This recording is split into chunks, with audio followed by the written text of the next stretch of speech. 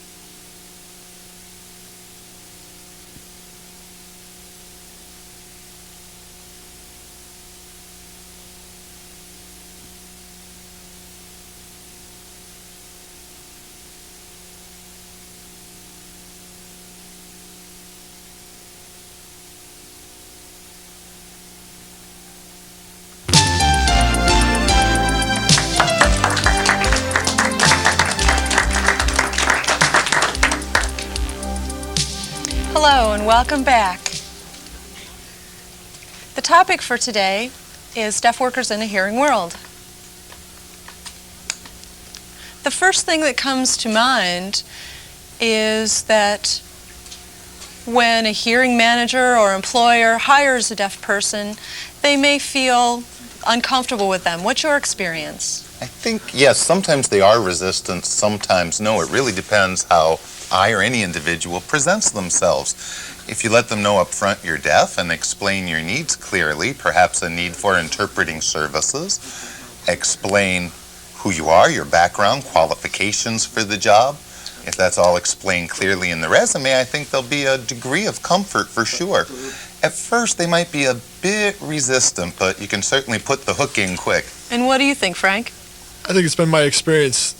I've seen quite a bit of experience from a variety of different individuals that have been resistant to hiring deaf people. They see them as being crippled or not acceptable. And I've been around to a lot of different states and seen that experience.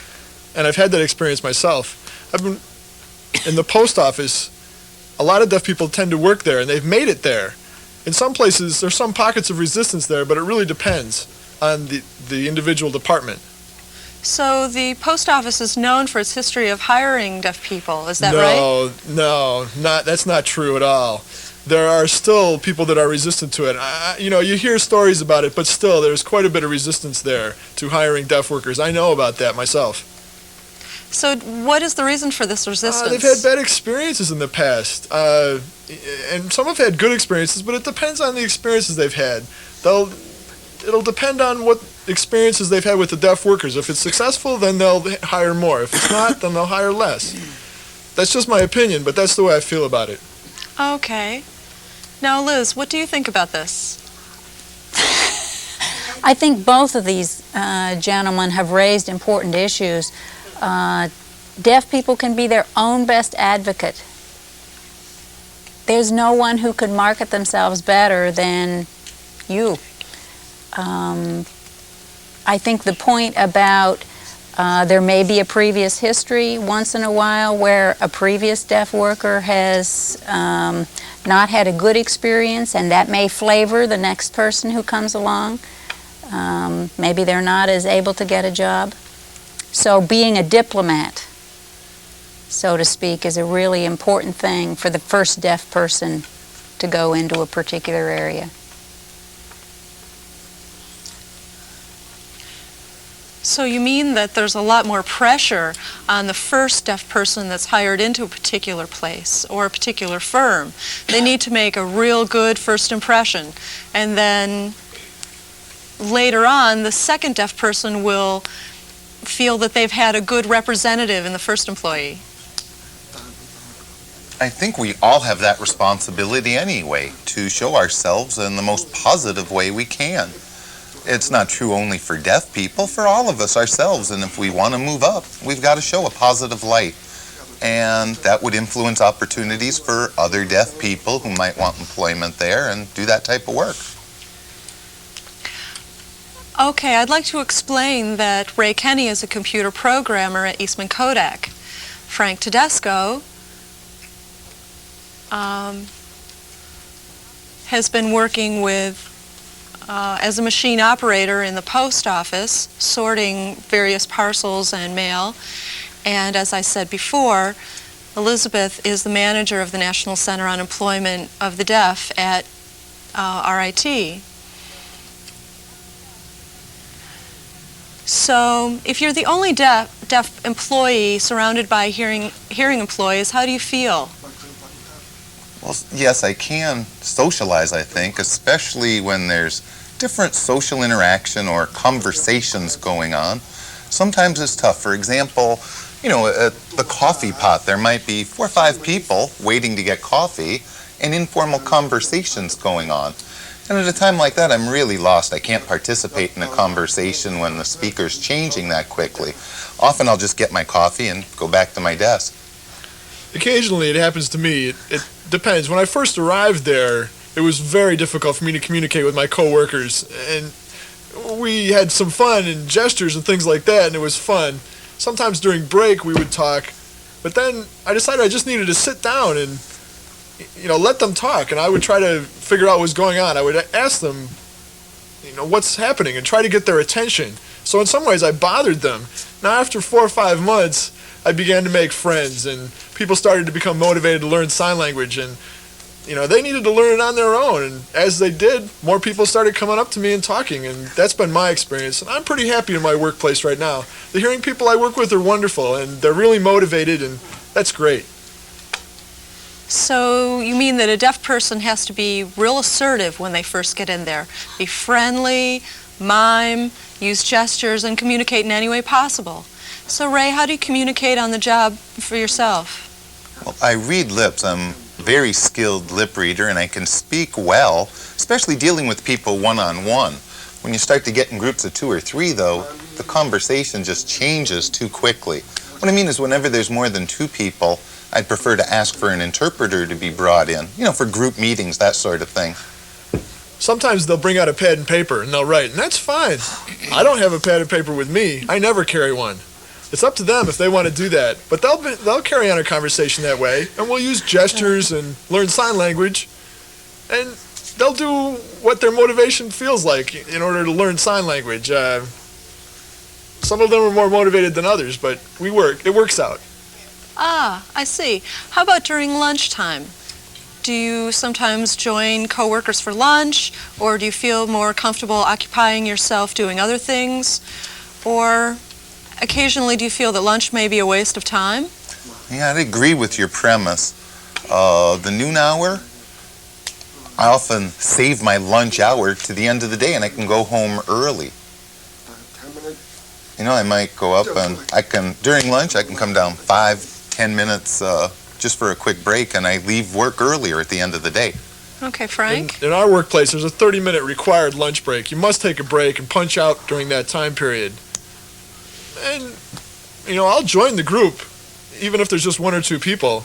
There's a lot of hearing people involved there, and they'll join our group. There's 3 or 4 deaf folks that work there. My first preference would be to join the group of deaf workers. And if hearing people wish to join us, that's up to them. It's fine for them to join, and if they wish to communicate with us, that's great. But it's up to them. Okay. What about responsibilities related to the telephone in your workplace? How do you handle that, Ray? I have a TTY at work, and I use a relay service to communicate with all the people that I need to talk to, either within Kodak or outside of the company as well. So you use the relay service. I know a lot of people are very frustrated trying to get through because it's busy very often. What I do is I pay for my service. I've asked Kodak to do that, and they approved paying for services, a relay service for me. It's called Miniline, and it's a lot easier for me to access it that way than the publicly accessible Highline. It seems their phones are always busy, so I buy services from Miniline. Okay, Frank, do you use the phone with your line of work? Yes, there's 8 deaf workers at the post office.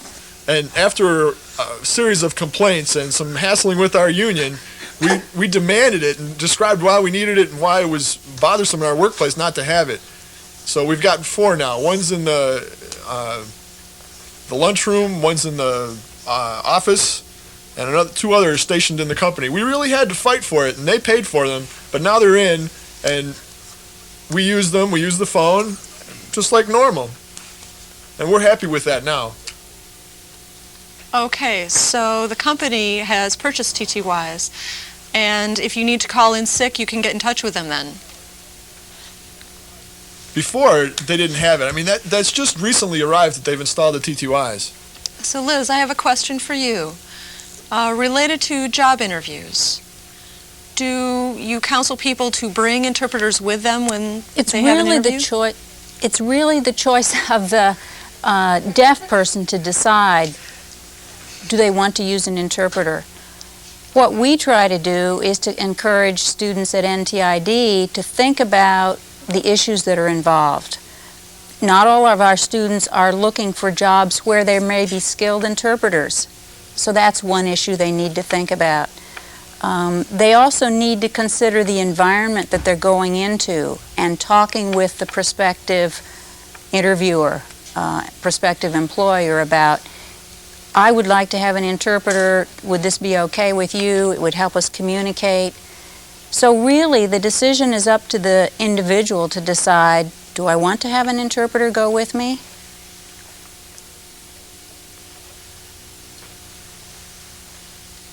Okay, so Ray?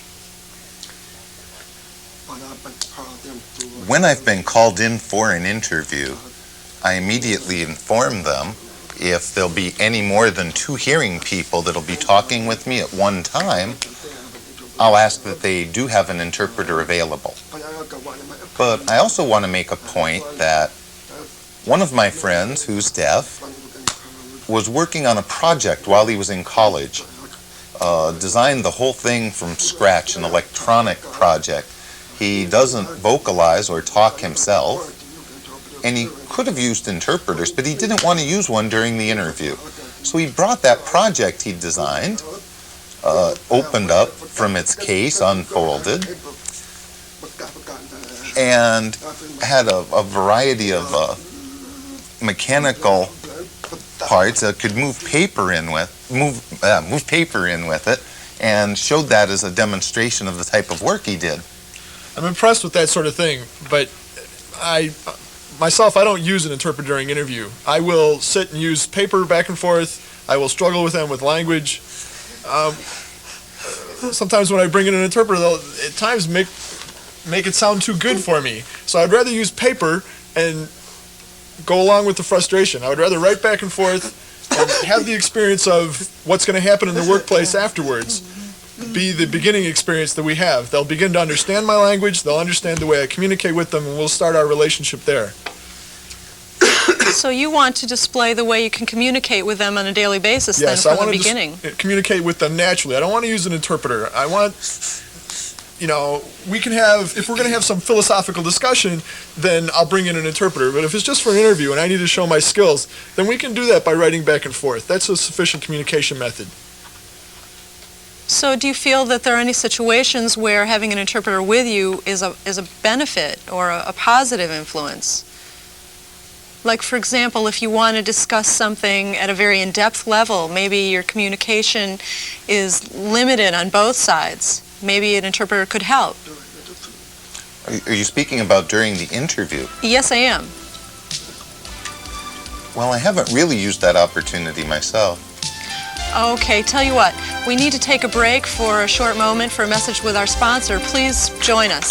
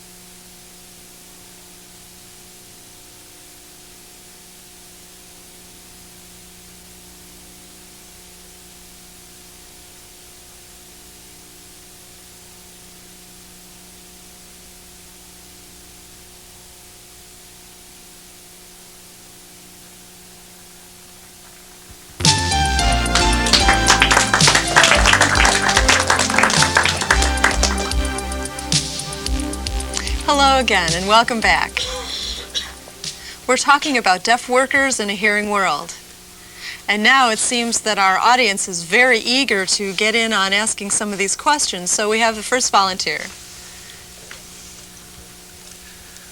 I'm curious, really I have two questions related to the use of interpreters. Who pays for the interpreters during an interview situation?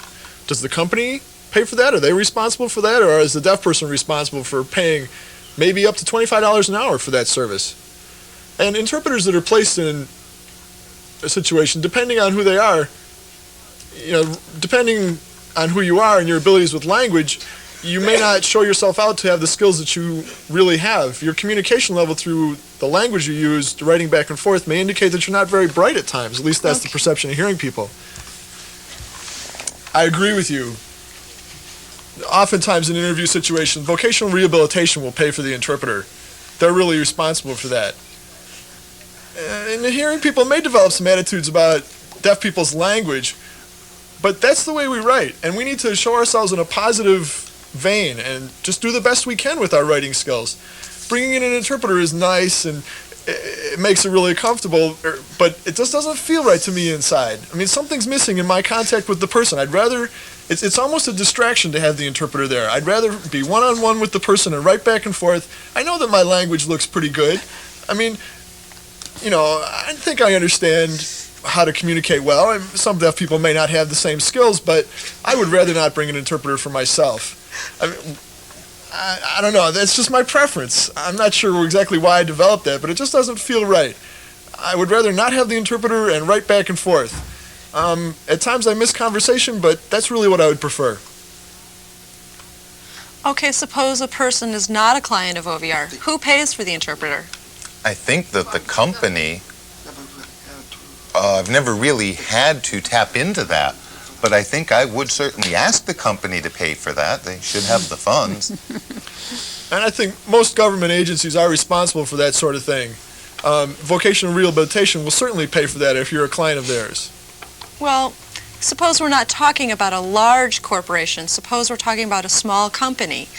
And we see that perhaps an applicant comes in and also brings an interpreter with them. Maybe the company will feel that they can't afford to support two employees. That's right. Not all companies are Eastman Kodaks, for example, or IBMs. And so that's where I was talking about earlier, a dialogue between the deaf applicant and the company is important, so that there's some communication there about what your needs are as a deaf applicant, but also to understand the situation of perhaps the small company who's not aware of ways of getting interpreters, that such services even exist, that maybe they also might be like Frank. They might like to communicate directly with you. I know some recruiters who come to NTID, they prefer to communicate directly with the deaf applicant. In that respect, they're like you. There are others who would like to have an interpreter, so it needs to be a two-way street. Okay, fine. It seems to me we have a few more comments from the audience. I'm curious, for the opinion of you that you have, who's responsible for informing people that there's a need for interpreters? Education? I mean, does NTID influence whether or not interpreters are needed? Does VR make recommendations about interpreting service? Who's really responsible for deaf workers in the business place and how we shape attitudes about services for them? Okay, who shares responsibility? Who would like to comment? I believe deaf people. Oh, deaf people. I agree. I think it's up to the deaf people themselves. Well, good for you. Okay. Yeah, Ray? Yeah. I'd like to elaborate, too, thanks to OVR and a lot of the other businesses in town who are helping in that effort, but the primary responsibility has to fall on deaf individuals. I agree. He's exactly right. Great.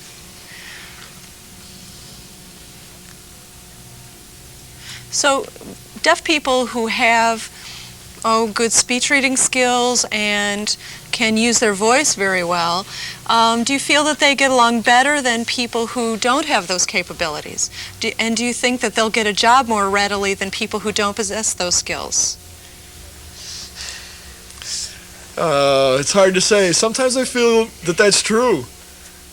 But deaf people really still need to fight to get in there and to get those promotions and get into the companies.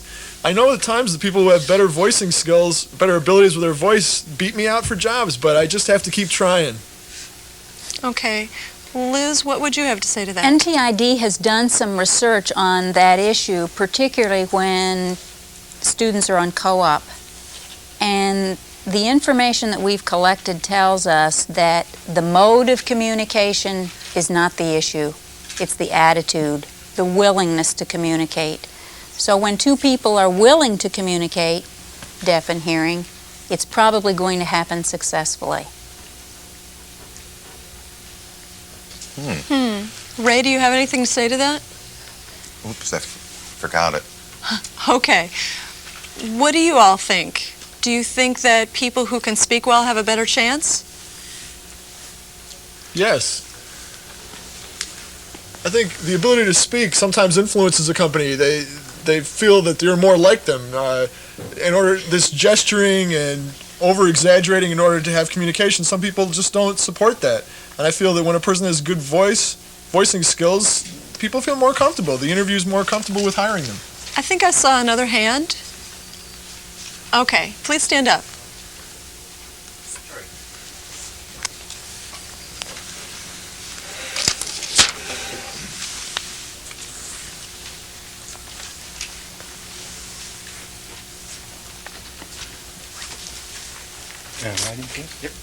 I keep hearing the deaf saying it's up to them to solve themselves. Well, I'm hearing, obviously. It's up to the hearing people because, all right, I'm an employer. I run a family business, a restaurant. In my first year of operation, I hired 3 deaf people with disastrous results. They all left and they all hated me, and that was that, and it was all finished once, twice, 3 times. That's it. 5 years later, I have a deaf person work for me, and I'd have no hesitation about hiring another because this deaf person's teaching me. But I had the problem 5 years ago. Why didn't it work out for these 3 people? Oh, it was their fault, it was their fault, it was their fault. No, it was my fault. I've learned a little sign. I'm learning that we're a bilingual nation, whether we like it or not. We simply are bilingual, and there's a whole slew of us out there speaking a slightly different language. Hearing people learn sign, it can only enhance our own vision of what language and what life is about. So although it's as frustrating as hell, me working with this deaf person, trying to get the signs out and get the point exactly, and I'm frustrated and I'm yelling at him. Hey, it's my fault. In a few years we won't have that problem. For what it was worth.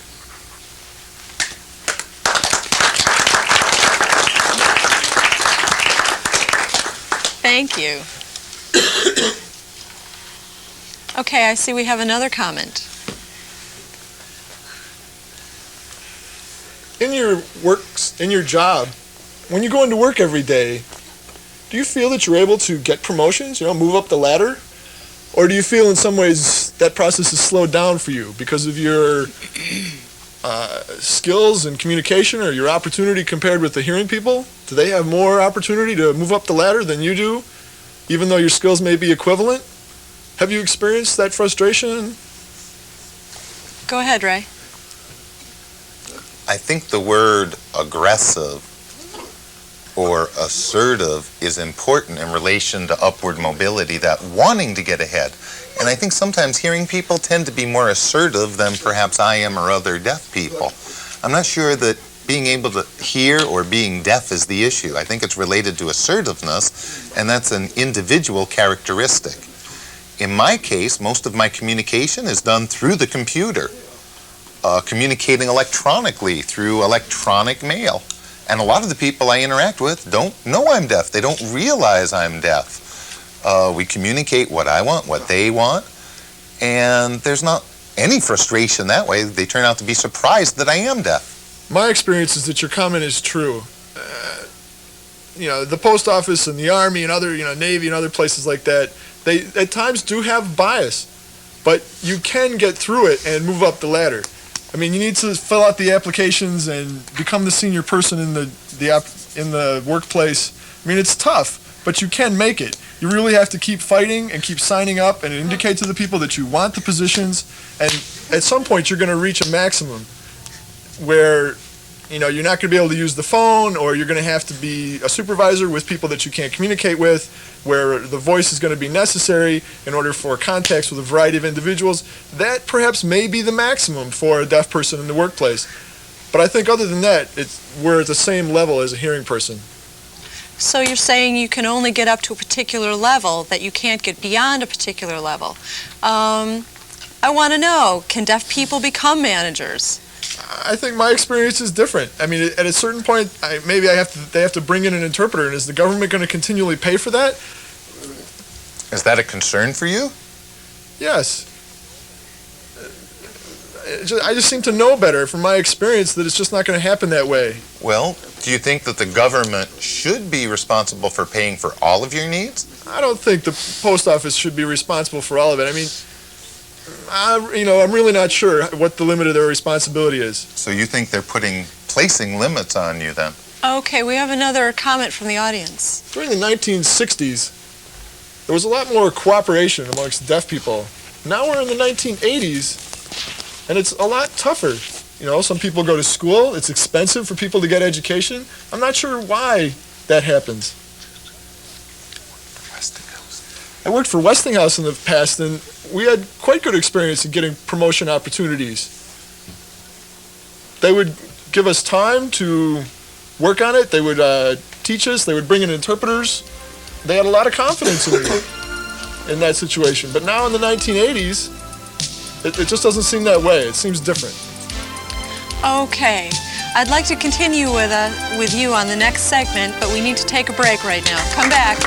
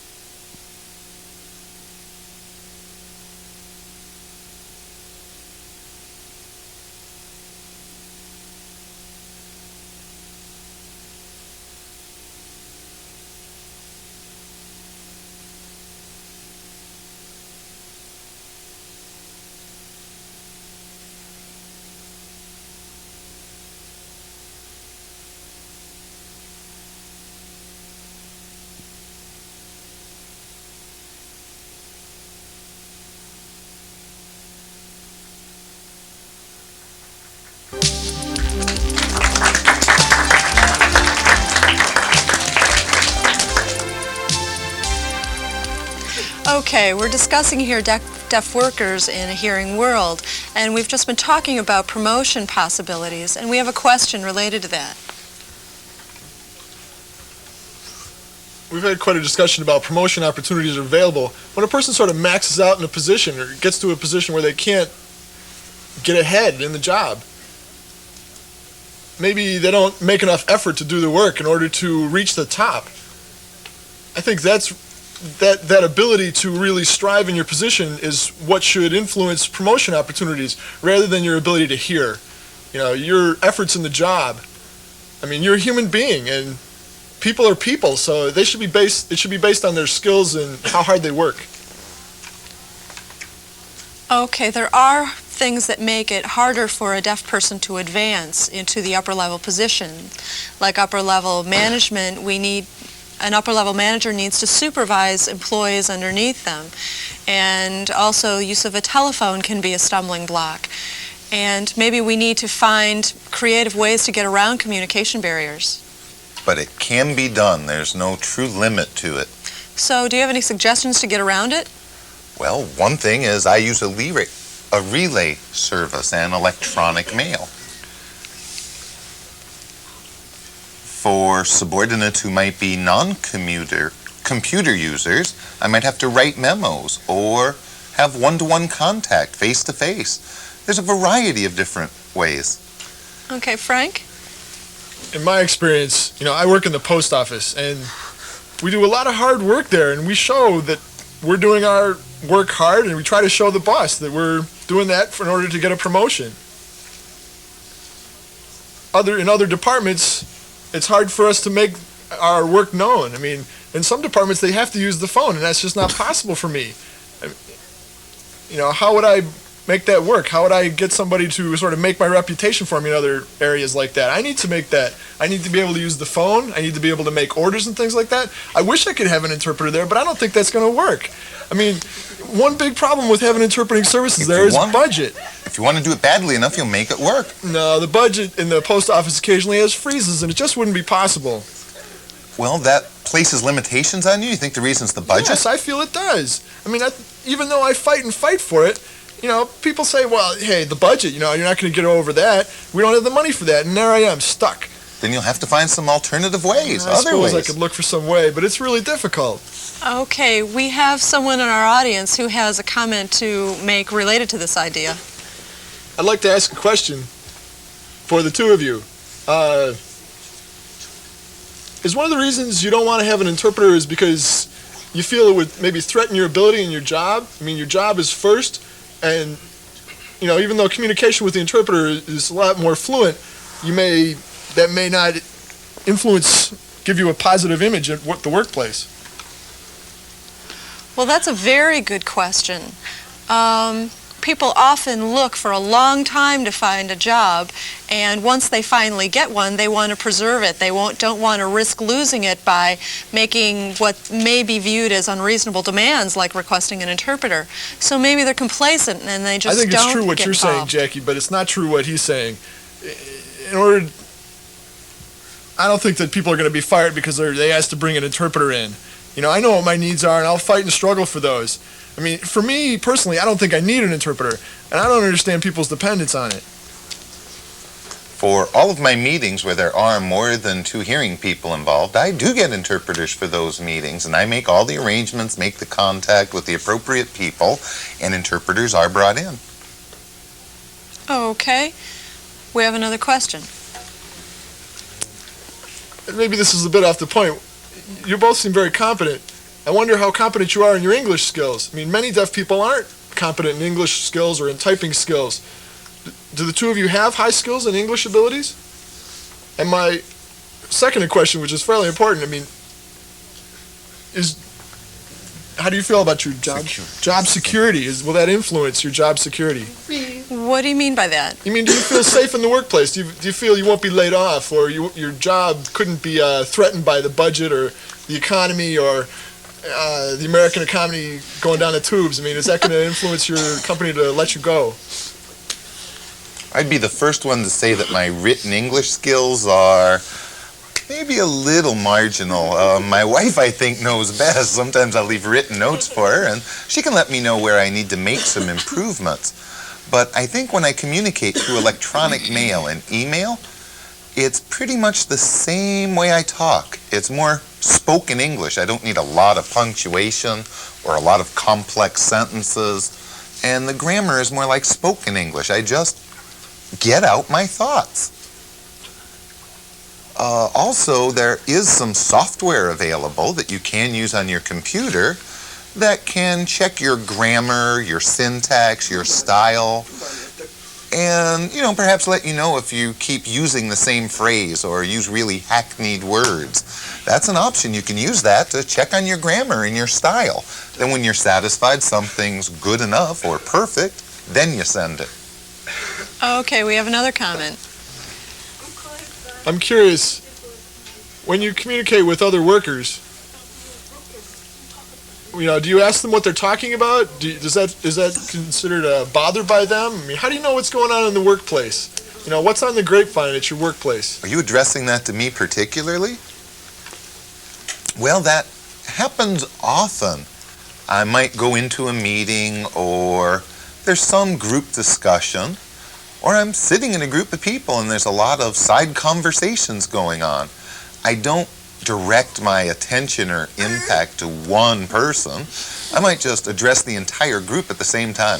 Just holler, hey, and that way I address the entire group and I don't single any one individual out. So I wouldn't really single out an individual. I depend on my coworkers to tell me what's going on. I'll tell them, hey, I'm curious with what's happening. Some of them are real angry, and some of them don't know the whole inside story. So I know which people to talk to. Some of them are really sweet and they'll be really supportive of me. So I use them to tell me what's going on in the workplace. Thank you. We have another comment? If I had the choice to work possibly in an environment where you currently work, if you had the choice, would you choose to work in the environment you currently have, or in an environment such as NTID or a school for the deaf where communication might be easier? Which of those two environments might you choose? What I mean to say is, in the post office, for example, do you have a deaf supervisor? Are the hearing people fluent in sign language? Do you have communication ease there? Would it be better if you worked in a place where there was a lot of deaf people to work with and communication would be very easy, rather than in an environment where you're the only deaf person and it's really a hearing environment? Which of those two environments would you choose? I would pick working at the post office myself. That's really my favorite place. So would you prefer working at the post office, or would you prefer instead NTID or Gallaudet University, or any area that employs a lot of hearing impaired people? I see. I think I would like to work where I work now. I mean, I have a good job and I see good opportunities for me in the future, and I would pick working at the post office. I think that's the best place for me. Many deaf people seem to really want to work at NTID or Gallaudet University because they feel that they have to struggle on a daily basis with their hearing peers. And maybe they feel that NTID or Gallaudet would be like a utopia for them. I could agree with that. I used to work at NTID, and in many ways it was a utopia for deaf workers. And communication is not the issue at a place like NTID. But you never have to worry about struggling to communicate. Now, at Kodak, for deaf workers, there's not the same sort of opportunities there in terms of communication. I have to teach people who come into my department how to communicate with me. I have to express my needs, explain what I have to have. And I have to do that over and over again if there's turnover. That's never an issue at a place like NTID. I'd like to add to this. In order to succeed, you really need to struggle with it. And some people go to classes and learn more about it. There's maybe 30 or 40 people there that know what's going on. And in my environment, there's 3 different shifts. So you have these people spread over the variety of different shifts. And as more people learn about deaf people and what's needed in terms of communication, then it gets more comfortable. Right now, it's sufficient, but it could get better. Okay, we have another question. I'd like to ask Ray, do you ever find discrimination amongst your coworkers or the people that you work with? Are you discriminated against, meaning do people say that you can't do certain things? You mean from hearing coworkers? Yes. Discrimination against me, directed at me? I find that a very difficult question. I really haven't experienced discrimination. I mean, I've been sort of waiting for it and watching for it to see if it would happen. But it really hasn't been my experience that I've had discrimination in the workplace. I've had people that have backed me up and supported me. The union has been supportive. I've been waiting and watching for it, but it hasn't happened to me yet. We have another question. I have a question for the two of you. If you were working in a deaf environment and had worked there for many years, maybe perhaps the hearing environment would be seen as a challenge. And how would you handle handle that challenge? Okay, that's exactly what I did. I was working in a position where I had a safe place, if you will, like NTID for a number of years, and I wanted something new, something different. I wanted something where I could compare that experience that I had at NTID, found some opportunities at Kodak, and I have found a very large difference. But I've found it was a very worthwhile effort, and if you want to do that yourself, there's certainly nothing wrong with doing it. I really have enjoyed that challenge. I mean, there's 60 people that I work with that are hearing, and I had to take a test to get into there. I was the only deaf person that took the civil service test. There was 3 of us, 2 hearing and me, that took the test, and I had to challenge it. It was quite a challenge to get in there. It was really difficult to do the test, and once I got in there, there was training that I had to pass, and that was quite a challenge to get through the training that they provided. I mean, even working with all deaf people, that would still be a challenge. Okay, we have a comment over here. A comment. I'm very optimistic about the future of the deaf community.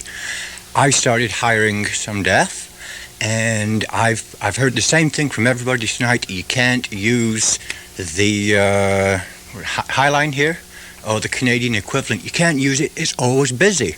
What's that telling us? More and more people, like myself, are buying TTYs. The systems, the communication systems to help deaf get along in the world are simply getting better. You can't get on a Highline these days. They just have to hire more. They will recognize that need to telephone people. And more hearing will go out and buy TTYs. And now that I have a TTY, I'm amazed how many deaf people I'm on the phone to. So I see a bright future. Great. Thank you. I really like hearing people who have good attitudes about working with deaf people. Thank you very much. So now we have to have another message from our sponsors, so stay tuned and come on back.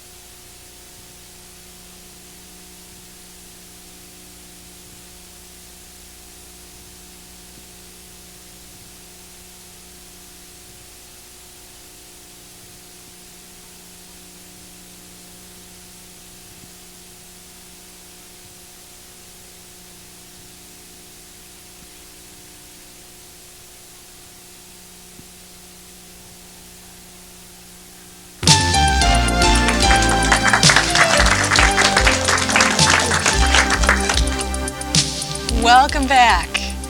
Now we have more people in our audience who are very excited about asking questions. I have a question for the 2 deaf people on the panel. Suppose a hearing person has a lot of experience and good skills, and they're equivalent to a hearing person. I'm putting the communication issue aside right now, but we have 2 equivalent workers. Which would the boss rather hire, the hearing or the deaf worker? I mean, and once they get in, what kind of promotion opportunities do they face? Do you think they would both rise up the ladder in the same way? I'd like to respond to that. I think there's several issues that are interrelated with that. If a company is looking for a way to save money, I think they might hire the deaf person first. Because I believe that might be a good investment for the company themselves. They can probably get some sort of tax break hiring a deaf worker. So you might have to inform the company of that. They might not be aware of that. You could even get the forms to show them where they can qualify for those sorts of tax breaks.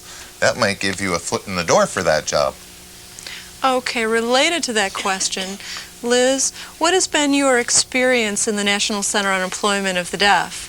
Have you tried to influence companies to hire deaf people by letting them know that they get a tax break? I'm not sure I have an answer for that. there's the potential for that to be attractive to a smaller company, perhaps. To a large company, it's probably not as much of a benefit. Basically, I think our experience has been that NTID students and graduates have technical skills that employers want, and that's the selling point. If the applicant doesn't have the skills that the employer needs, there's no place to talk. There's no room for doing business. Okay, what is the placement rate for students who are deaf looking for a job At in comparison? NTID, we have a graduate placement rate of 95%, 96% this last year.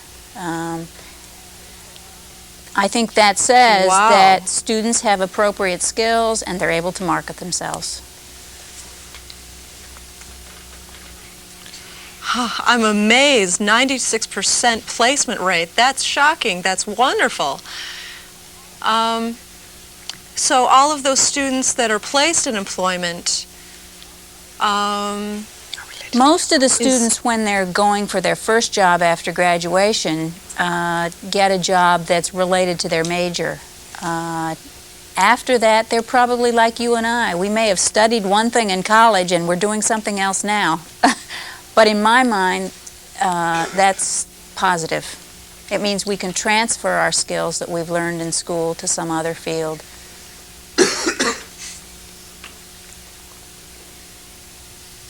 okay. I believe we have another question. I know I've asked several questions for the deaf people on the panel. Now I'd like to ask Liz a question. What's your best advice for a deaf person applying for a job? When they go in for an interview, what would you advise them to do?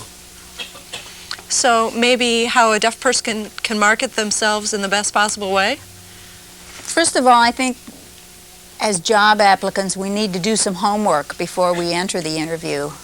That means I need to know something about that hiring organization, find out every single thing I can about that organization. What kind of business are they in? What's been happening to them over the last few years? So that I can ask some questions also when I get to the interview. I need to imagine what it would be like to be in that interview and what kinds of questions am I going to get, and rehearse those in a sense.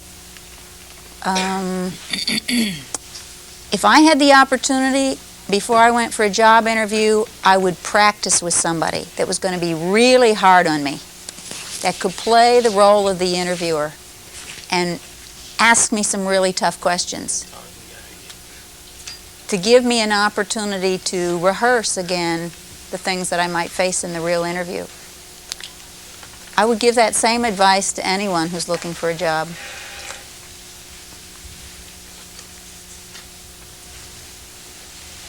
Okay. Thank you very much, Liz, for your perspective on that. We have another question here. I remember last spring, I believe it was, during spring break, I went out on a co-op job as a photographer's assistant. And I went around in Chicago looking for a job and looking for jobs, and I brought my portfolio with me. And as I knocked on the doors and stood there, I was frustrated by the lack of acceptance.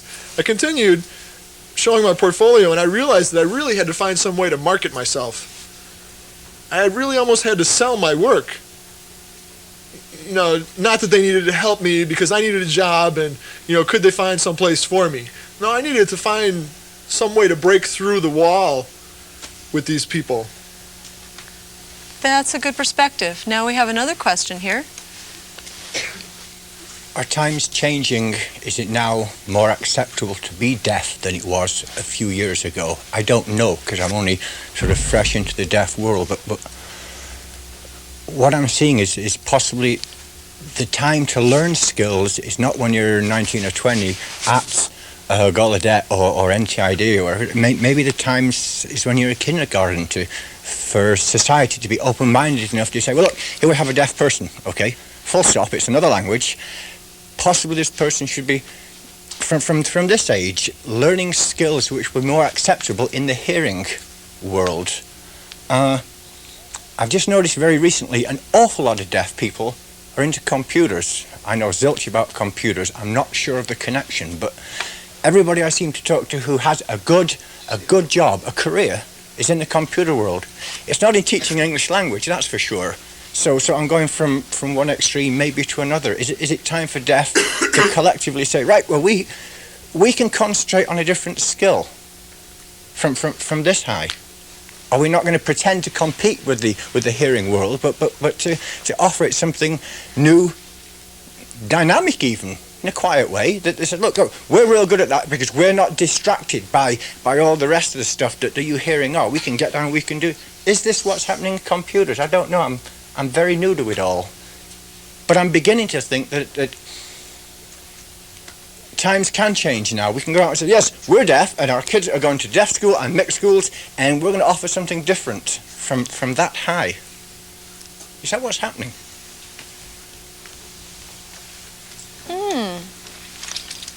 So he's talking about a time of change, maybe with computers and technology. What are some possible future predictions, and what can technology do for us to make our job opportunities better in the future? Any ideas on these issues? It's available now, the technology. For example, you can purchase from IBM a computer that has a voice synthesizer and can generate speech for you, whatever you want to say. You could use that coupled with a telephone. And the technology is available today where any hearing person with a touch-tone phone could punch out letters using the touch-tone signals, and the computer could then translate those into letters, and you could hold a conversation that way. There's a system available. In fact, there's a commercial system they're working on now. Also, there's a system that's voice sensitive, meaning if a hearing person's talking to me, the computer linkage is voice activated. So when they start talking, the system kicks in, and the computer could type out what they're saying. Then I could type a message back to the hearing person, and the computer would generate speech for whatever I'm typing. That sort of a system should be available within the next decade. Oh, that technology is something we're looking forward to. Thank you. I have a question for you, Liz.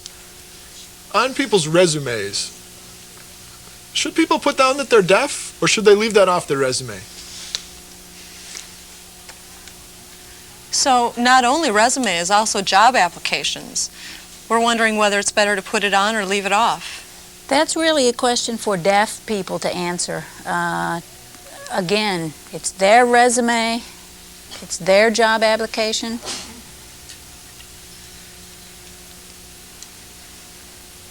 Okay, what's your experience? A long time ago, I tend to put on my resume hearing impaired, and I feel now I don't have to. I'm a member of a variety of organizations of the deaf and for the deaf, and I just include that membership down the bottom of the resume. Then as I develop a cover letter, or really on the letter I send as I'm invited for an interview, I'll alert them that I'm deaf and will require interpreting services if there's over 2 people, and I just include that in my response letter. So there's a variety of ways that can be communicated. I do the same thing. My school says the National Technical Institute for the Deaf, so those things indicate that I'm deaf. I don't definitely put down that I'm hard of hearing. Thank you. I really think that we have one of the biggest responsibilities here, which is that when we as a deaf person go for a promotion or obtain a new position, we need to inform other deaf people when we learn that there's an opportunity available, that there's an available opening and how they might be able to get into it. That way we can improve the opportunities for deaf people. So you mean that networking is a very valuable tool that we can use? Okay, we have another comment. My comment is related to technology, and the previous comments that were said about that. Back in the 1900s, deaf people could get a job really just like hearing people until a telephone appeared on the scene. And all of a sudden, people needed the telephone to have a job. Now, 40 years later, or 20 years later, we got to TTY, and that helped people get some more jobs and more availability. And with vocational rehabilitation, we now have support. We now have abilities to type something and have that printed. Our stenographers that may record people's voice and put it in print so that deaf people can understand. It seems that we're almost in a catch-up race with the hearing people, and we're always pursuing how hearing people are performing. Okay, Ray? I'd like to respond to that. I have a friend who happens to be deaf who was complaining for very similar reasons. He was required to use a dictaphone at work and saw all sorts of technologies available to hearing people that weren't available to deaf people. The company purchased a computer for the individual, and it serves as a substitute. Thank you for your wonderful discussion and all the great comments that we've had from the audience. And I feel that in the future we can all become more positive. Stay tuned.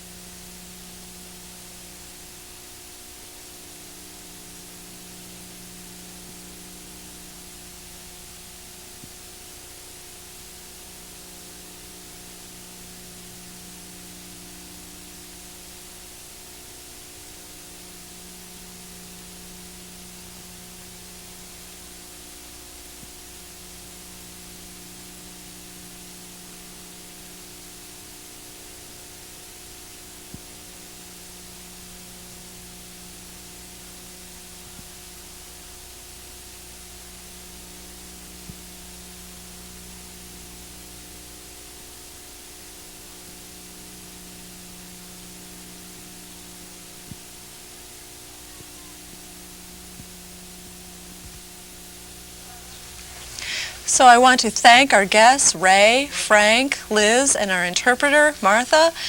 And we really had a great discussion today. And I really appreciate our studio audience joining us with your pertinent questions and comments. So please join us again next time. Thank you.